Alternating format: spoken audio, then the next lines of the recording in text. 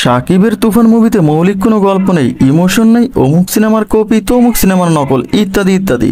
বন্ধুরা, তুফান বাংলাদেশে ব্লকবাস্টার হলেও পাশের দেশ কলকাতায় কেন দর্শক খরায় ভুগছে তার সম্পূর্ণ জানাবো আজকের ভিডিওতে।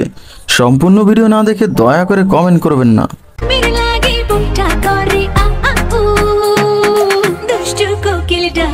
কলকাতায় শাকিব খানের তুফান ভালো ব্যবসা করতে পারবে না। যে সকল সাকিবানরা এখনো ভাবছেন তুফান কলকাতায় ব্লকবাস্টার হবে তাদের বলছি, প্রত্যাশাটা কমিয়ে আনুন, বাস্তবতার চোখে দেখুন। নাম্বার 1, কমার্শিয়াল মুভির বাজারে কলকাতা বর্তমানে অনেক পিছিয়ে আছে, এটাই বাস্তবতা। যতটুকু বাজার আছে তার পুরোটাই সাউথ ইন্ডিয়ান ও বলিউডের দখলে। এখন তারা নিজ দেশের সুপারস্টার জিতের ছবিই দেখে না। নাম্বার 2, হেটারদের সম্মিলিত প্রচেষ্টা। একটা সিনেমা সম্পর্কে যখন সোশ্যাল মিডিয়ায় শুধু নেগেটিভ রিভিউ সরাসরি দেখবেন তখন আপনার মন অবচেতনভাবে ওই সিনেমাকে প্রত্যাখ্যান করবে। তুফানের ক্ষেত্রে তাই হয়েছে।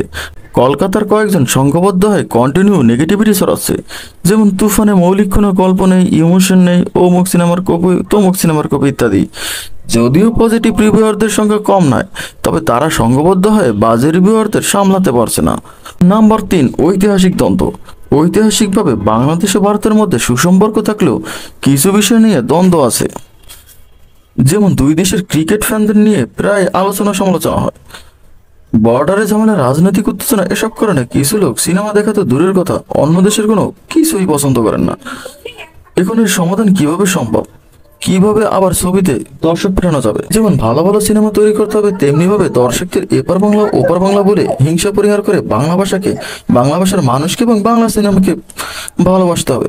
তাহলেই আবার বাংলা সিনেমা সুদিন ফিরবে কলকাতায়।